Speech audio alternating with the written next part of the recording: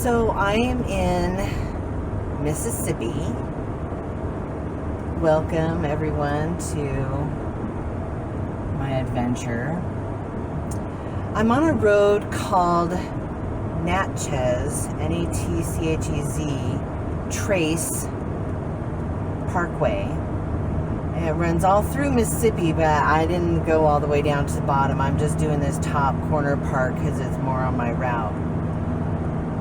But apparently this is a 10,000-year-old trail. And we're going to stop at some interesting points of interest along the section that I am driving. But it's really beautiful here. I see every place is beautiful, huh? Well, it really is. This is what I wanted to go and see. Feast my eyes on the beauty of Mother Nature, our mama planet. So I will check in at our first little spot shortly.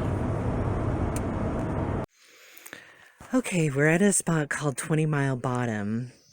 It says Twentymile Bottom, now cultivated, was typical of the many low areas along streams through which the Natchez Trace passed. In 1812, Reverend John Johnson stopped at the old factor's stand near this bottom and wrote this account of bottomland travel. I have this day swam my horse 5 times, bridged one creek, forged several others. Besides the swamp we had to wade through. At night we had a shower of rain, took up my usual lodging on the ground in company with several Indians. It's so quiet here. There's hardly any traffic at all going on. I mean, like, nothing. I stopped at the visitor center, which was closed, but there was two different older couples that pulled up to have their lunch. And they were from the area, and so I got to ask them about what were the stops that I wanted to make sure that I got on or got off to see. But I just wanted you to listen to the birds for a second, because I'm actually fascinated that birds sound differently in different places, because different birds live in different places. It's things like that you just never think about. I mean, I never really thought about it. It makes you really appreciate actually using your hearing sensory perception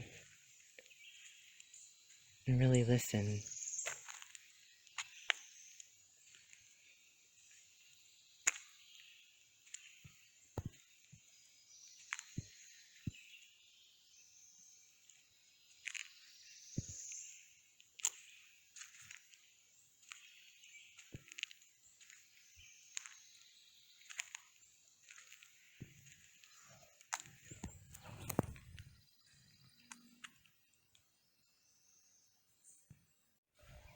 Okay, so now we're at Donovan, I don't know how you say that, Slough.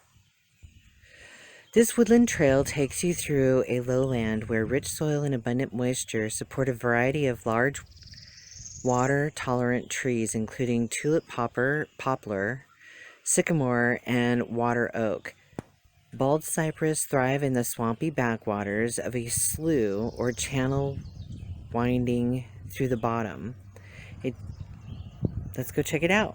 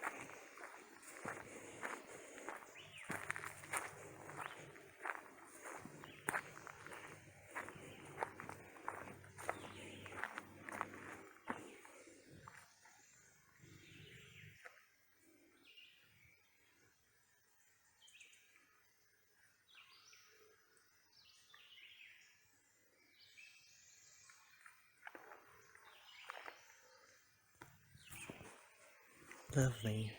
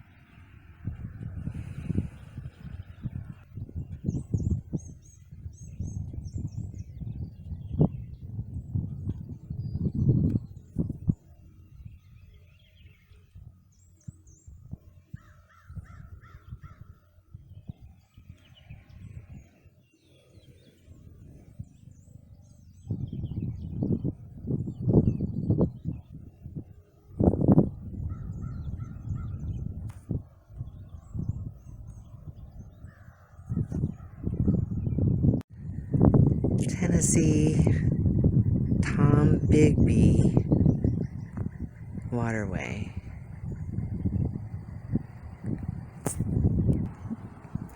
And if I was wearing better shoes, I'd hike down this little trail right here.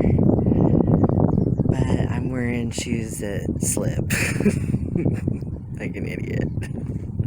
But down that way, which you can see from up on top of the bridge when you cross it, is some kind of like waterway, dam, something. But I saw a big boat on here when I was driving over the bridge, so I don't know. Have to look it up. No, I don't have to look it up. It says right here. In the mid-1700s, founder of Mobile, recommended to Louis the 14th, the waterway connecting the Tennessee River with the Tombigbee River. Later, American settlers also recognized the advantages of such a shortcut. Residents of Knox County, Tennessee, Knoxville, first approached Congress in 1810 with the proposal to connect the two rivers. First survey was in 1827. Serious consideration was delayed for more than 100 years. Construction of the waterway was started in 1972 and completed in 1985. The waterway provides shallow draft boats and barges operating in some 16,000 miles of other navigable inland waterways with access to the Gulf of Mexico at Mobile. Wow, that's pretty impressive of a waterway. Oh, I see, right here, see? The dotted line.